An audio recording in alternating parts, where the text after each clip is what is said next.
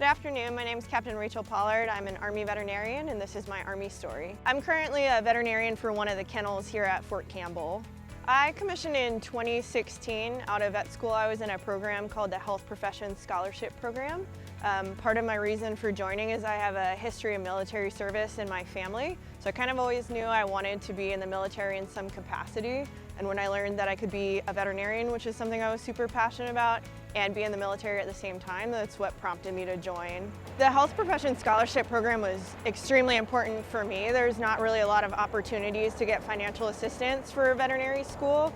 So this is a really awesome way to do something I wanted to do and also to get financial assistance for vet school. I went to an out-of-state vet school, and so that was about $65,000 a year that I did not want to be in debt. So it was really important for me, and I think for a lot of other veterinary professionals and other professionals as well. So I attended Cornell University for vet school. I was the only individual in my year group to have that scholarship.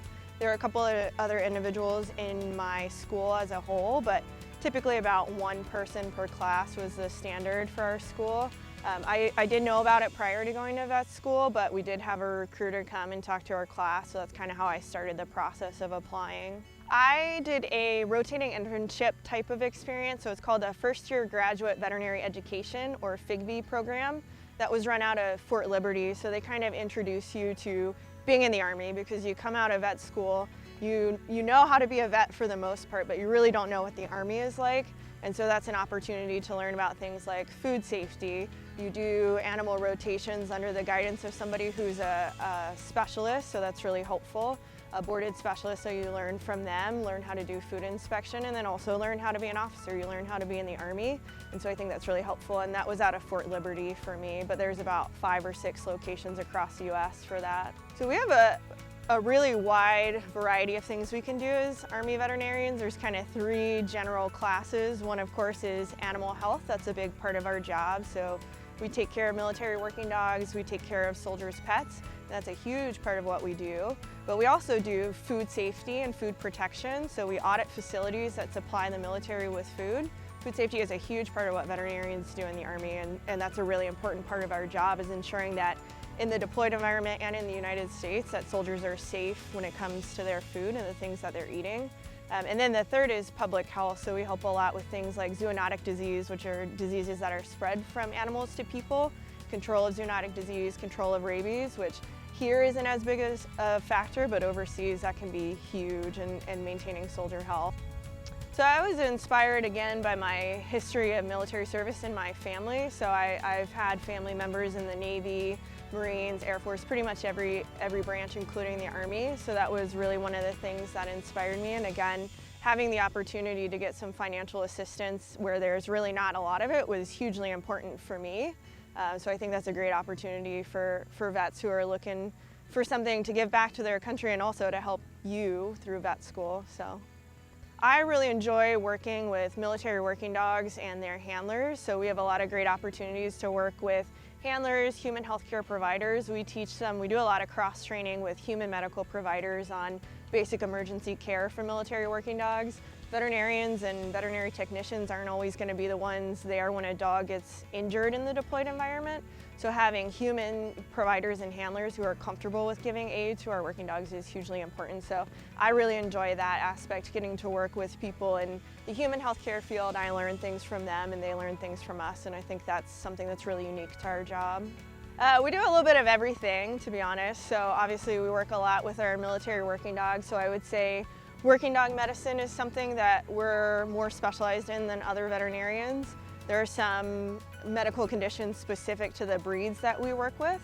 So I think we have a lot of knowledge with that. Physical therapy and rehabilitation a little more than other veterinarians.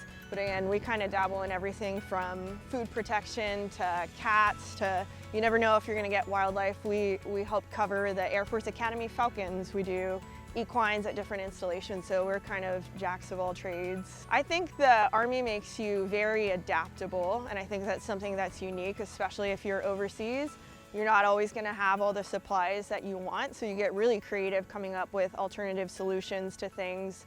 You're not really very picky when it comes to the instruments you use or the supplies you use, even medication. Sometimes we're going to the human pharmacy to see what they've got in stock to see if we can use that for our dogs. So I think we're a lot more creative when it comes to finding solutions to our dogs' problems and getting them the care they need. We also work a lot with the human professionals for things like CTs, MRIs, advanced imaging, so we're able to work a lot with them. And I think that's really unique compared to some other civilian veterinary fields. I think the biggest challenge is kind of, as I said, you have to be really adaptable and creative. We don't always have the things that we wish we had. We don't always have the newest equipment, so we become really flexible in coming up with solutions to things. Sometimes when you're overseas, you're the only veterinarian in a really widespread area.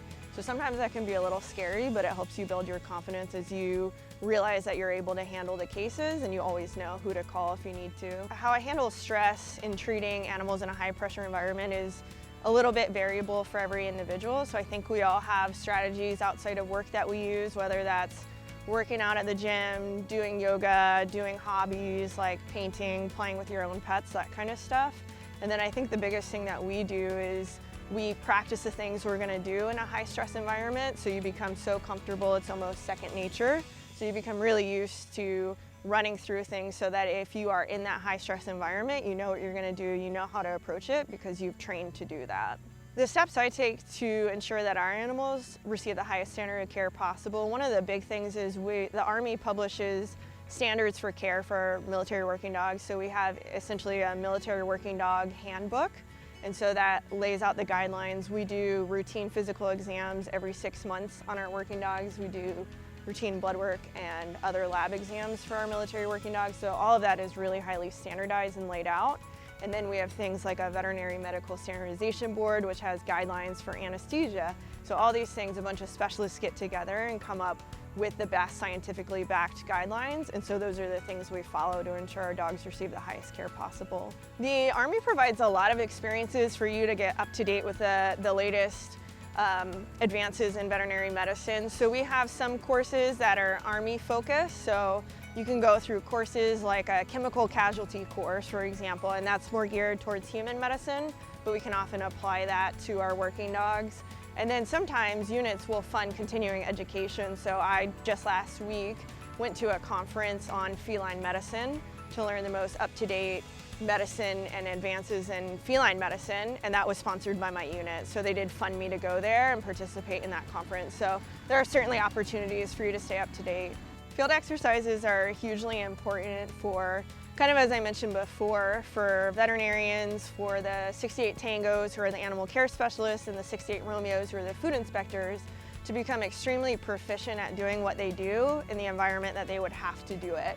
So there's no better way to replicate a deployed environment than going out to the middle of nowhere, having to set up the tents that you would use, having to set up the equipment you would use, and then ensuring that you know how to use it. There's nothing really that replicates that. So like, for example, getting a dog on an aircraft, there's no better way to practice that than really doing it with a live dog, to really practice doing medicine on an aircraft, like doing it on an aircraft with a model. So I think that's the biggest thing we can do to make sure that we're ready for deployment and combat operations, is to make sure that we are proficient at using our equipment, proficient at using the things that we use to maintain our support to ourselves, so food, water, procuring all that stuff. That's the biggest thing we can do to make sure we're ready for combat operations. I think the most rewarding part for me is working with the military working dogs and handlers, and then also I've had such unique experiences that I would not get anywhere else. So my second assignment was in Sinai, Egypt. I got to go diving in the Red Sea. I got to travel all over Egypt and Israel. I've gone to Bangladesh for food inspection. I think the travel is something that you really don't get anywhere. For your unit to pay for you to go do these things that protect human health, protect animal health, and then you also get to go super fun places. I don't think you can get that in a lot of other jobs. I think I have two favorite assignments that I've been to. One of them was at Joint Base Lewis McChord, Washington, because I think there's few places that beautiful in the world. And as part of that unit, I was in one of the deployable veterinary units. I got to do things like go to the presidential inauguration to support the working dogs. I got to audit hotels across the US that were supporting COVID vaccine sites. So I got to do a lot of really unique things. I went to Bangladesh to support a conference being held there. So I got to go and do food inspection at the hotel that was housing individuals. So I think that the opportunities I got were extremely unique there.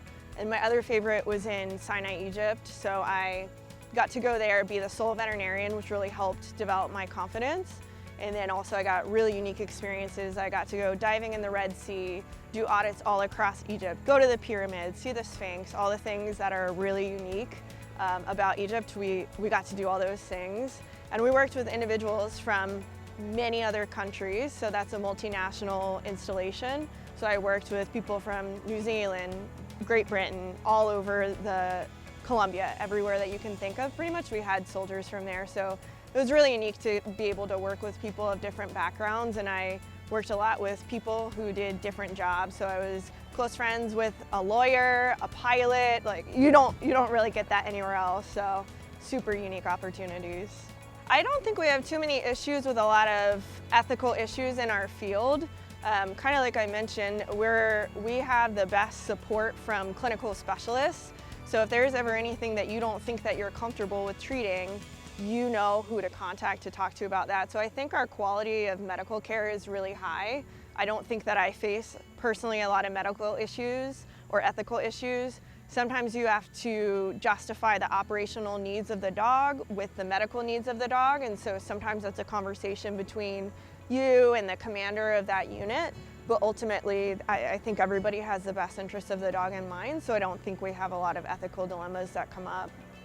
I think one of the unique things that we do is even at facilities that supply the Army with food that get audited by outside entities, we also then have our own set of standards that we use to audit those facilities. So that's something that's unique in protecting human health is, sure, those facilities get audited by USDA or FDA, but often we will also audit them, and that's kind of like a secondary way to ensure our soldiers' health.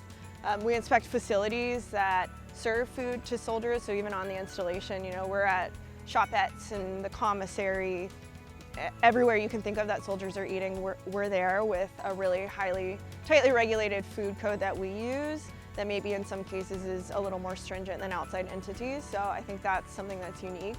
And then we have different surgical approaches that we use rather than the civilian population, what they use. So I think I'm much more proficient in doing procedures like a gastropexy, which is helpful in preventing bloat in dogs. So we're more proficient, I think, in doing more minimally invasive surgical approaches than a lot of civilian vets, and I've talked with a lot of civilian vets who aren't super comfortable doing those. And I think that's something unique. We do that for all our working dogs, so that's something I think that we're uniquely good at. I absolutely think I've had experiences that have influenced the way that I practice medicine. So as I mentioned before, there's a lot of times where we don't have the things that we would normally reach for. So creating alternative strategies to medicine, I think you're a lot more adaptable. I think some veterinarians are very set in their way and they do everything a specific way every time, which is great. We don't always have the luxury of doing that because you may not have the equipment that you're used to using. And so we are a lot more creative. I address problems differently depending on what I have on hand. So I think that's influenced me to be a lot more adaptable than some other veterinarians might be because they work in the same place with the same staff, with the same equipment. We work with different staff depending on where you're located, and staff comes in and out depending on their move cycle and that kind of stuff. So we're a lot more flexible, and I think that we're just a lot better sometimes at treating certain issues that are more common in our population. So I think that's something that's unique to the Army. So I've had a couple of memorable cases. I think sometimes the role of the veterinarian is to notice things that handlers wouldn't necessarily notice. So often it'll be something like you're doing a routine exam on a dog and you notice that they have a fractured tooth. And the handler may or may not have noticed that, but that's something that can be painful for the dog. So you go in, you extract the tooth, and then the dog heals and feels a lot better. So you kind of have that knowledge. Often they're really stoic, so they don't always show when they're uncomfortable. But in a person that would absolutely be uncomfortable. So that's something that you can do that's really helpful to making them a lot more comfortable. So I've been in positions before where I've had to move a dog from one location to another in order to get them the care that they needed. And I think that that's something that's rewarding for sure. I think one thing that's difficult for us is we do a lot of different things. And so you're trying to be really proficient at food inspection and being an officer and being a vet who does animal medicine. So sometimes that can be a little challenging to juggle all the things you have to do. And so it really just takes you prioritizing the things you need to do to stay proficient. So making sure you get in the clinic and you go to the range and you do audits, and just making sure you stay proficient at the things that you need to do to be a good veterinarian in the Army. I think the advice I would leave is that if you're interested in pursuing this field, you should do it. It's something that's really unique, and I've had opportunities I would never have gotten anywhere else. So sometimes it's difficult, you have to move, that can be harder on people. But I think that if you're interested in doing it, that's something that I would absolutely recommend. The leadership opportunities are incredible. You can do broadening assignments, so you can go work with a lot of different types of units and get experience outside of being a veterinarian if that's something you're interested in. And if you want to be a veterinarian, there are great options too.